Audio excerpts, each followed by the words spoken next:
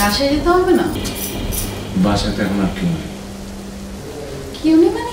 দিদা আছে না?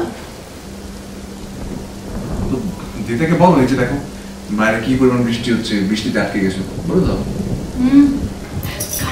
কারেন্ট চলে গেছে। জ্বর বাঁধিয়েছো?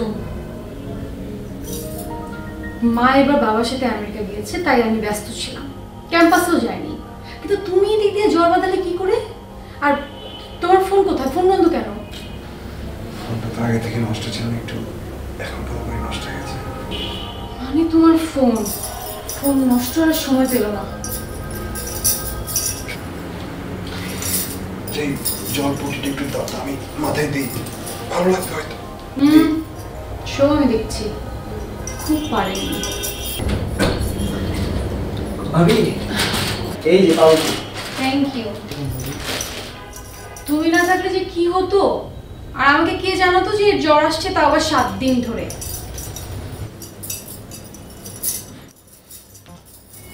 তো 7 দিনই ছেড়ে যেত।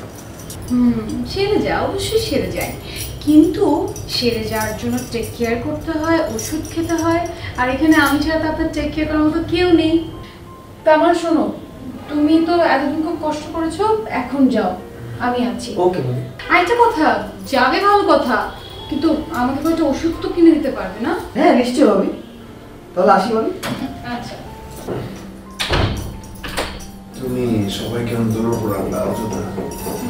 দৌড়ের উপর তো আমি আছি।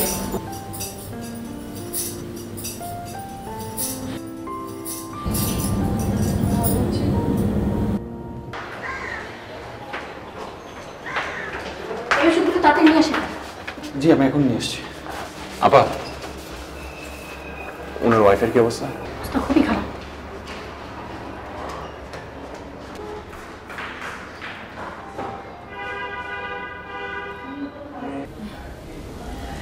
আচ্ছা, আমি এখন উঠি তাহলে? মানে বাসায় যাই। এত তাড়াহুড়া করছো না, বসো না কিছু।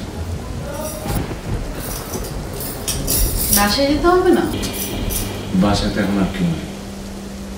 কেউ নেই মানে? দিদা আছে না?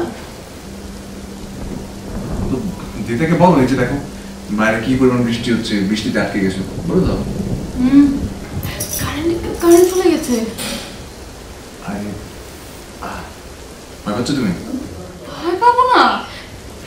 আচ্ছা তো আমি মোমবাতি যেতে। তুমি কোথাও যাবে না? আরে কোথাও যেতে হবে না, পাশেই আছে, আমি যাচ্ছি। মোমবাতি জ্বালালে ভয় কেটে যাবে। দূরে যাবে না? না, দূরের পাশেই আছে, দাঁড়াও। এই যে পেলাম।